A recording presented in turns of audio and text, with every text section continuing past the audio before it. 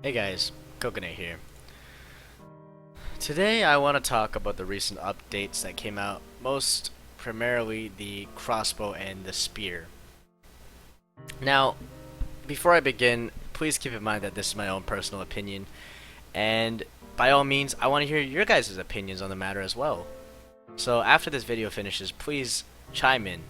Give me your thoughts, whether I'm wrong and you want to prove me wrong, or I'm right and I forgot to miss out on some points. Chime in. So, the most recent update for us was the nerf of the spear and the crossbow. Now, I don't know if you guys noticed, but every single primitive weapon is now severely nerfed. First was the hunting bow, Sir Winter, I'm sorry. Then the pipe, which I agree needed a nerf. Then the crossbow, and then the spear. Now, by nerfing all these primitive weapons, there's only one gap. There's the rock, and then it's to the bow, and then it's to lower tier guns such as the P250, the pump, the Thompson, the custom SMG, the semi-assault rifle, and then it's the big guns like the bolt action AK, metal armor, rocket launcher, rockets, rating, whatnot. Let's call it the 3 stages. The gap between stage number 1 and stage number 2 is a big gap. You need to be level 14 just to craft a pipe in the XP system. Level 18 to craft a semi. And I'm not too sure how many hours it takes to get to level 18, but to get to level 36 I do know, and that is 60 hours of farming. This game has changed dramatically, and in certain aspects, change is good. They optimized the FPS more, and I remember whereas I used to get 30 frames, now I'm getting 60 to 70, which is awesome. The community has gotten larger. New YouTubers are coming in, streamers are getting more larger audiences.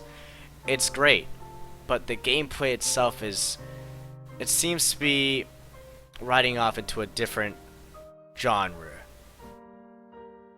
This game has turned from a 2x2 to 3x3 bases into videos like the biggest braid ever with 250 rockets coming out and gigantic compounds with 15 external walls and 10 layers of honeycombing.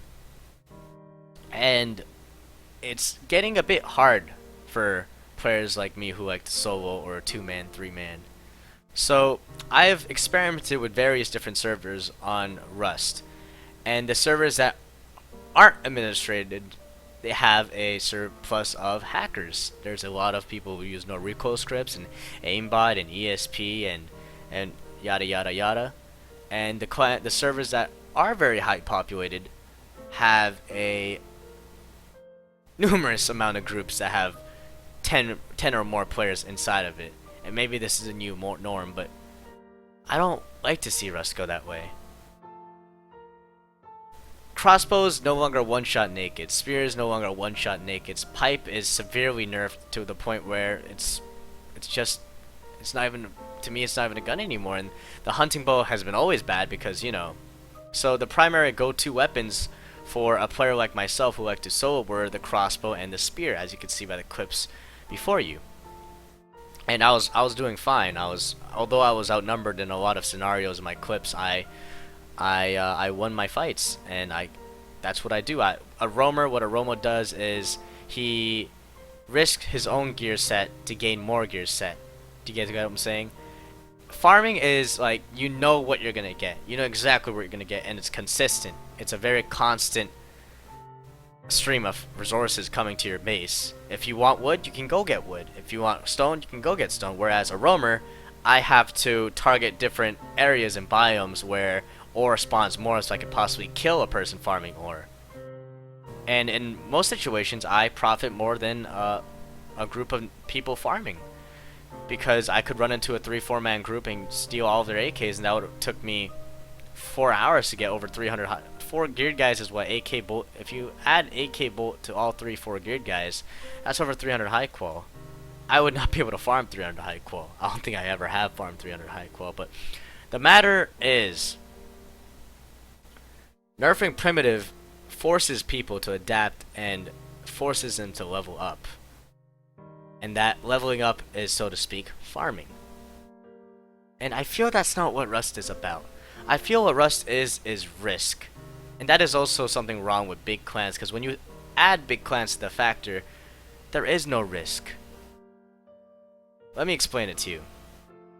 When you join a huge clan like a CML or an NSV or Destiny's group or a AQ Buff Gods group or any of those big clans, they play to win. Anything they do, it's to win. If they see a 10-man group and they're a 5-man group, chances are they're going to retreat because they don't want to lose their gear. Whereas players like me, I like to say fuck it for the biscuit and I just run right at them, which isn't that smart, but I just like playing like that. And these big clans, the risk is out of the equation. Their farmers farm in the vicinity of the roof campers for the snipers to snipe from their outposts, from their gigantic compounds. They never get raided because they're able to mass produce and mass farm loads of resources into their base and stockpile it up much faster than a 4-man clan can, of course. They hardly ever get raided. They dominate the entire servers by bullying smaller groups. They're basically the apex predator. And when you're a clan that big, risk is gone out of the window. There is no feeling like, oh shit, I'm gonna lose all my loot. That is what makes Rust fun. That feeling when you're about to lose everything you have, all the time you invested into all those resources and items you've acquired, and all those items being gone within a split second of a mistake. That's what makes Rust so much fun. I know every single one of you experienced that feeling, that adrenaline, that heart pumping, and you pulling out a clutch and celebrating it and saying, I'm the best! Because, well, that's what makes Rust so fun to me. And with the nerf of these primitive weapons, you take away a style that's kind of what made this game what it is. When you YouTube Rust, you see a stream of videos load in on YouTube, and what you see is biggest counter raid, biggest base defense, how to build a efficient base, or Rust raid cam, Rustopia US war 20 versus 20. It's those big war intense moments that we aim to achieve. And unfortunately, I know for a fact I'm never going to achieve those things because I like to play solo. I could easily get around 10 to 15 people from my stream and be like, hey guys, come farm for me, and they would. And I could just get a big compound, I could start offline raiding people, it's just that easy. But they're taking away the PvP aspect of this game.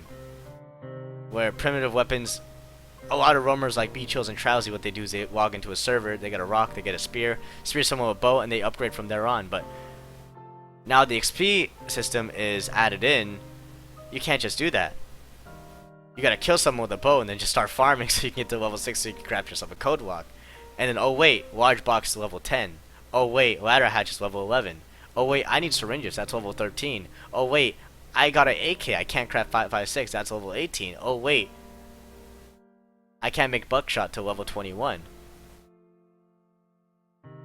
Like in my base at the moment, I have a base on numerous servers, and I'm at least level 8 on numerous servers, but in my base I have a box full of guns.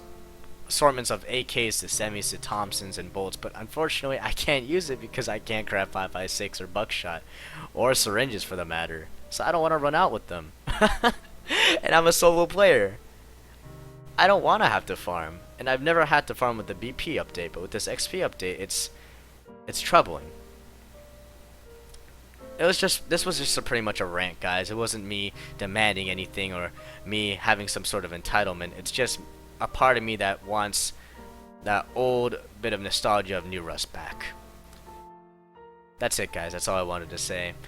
Guys, please tell me what you guys think and leave your comments in the comment box below. Maybe you agree, maybe you disagree. Let's get a discussion going, guys. Have a good one, guys. Peace out.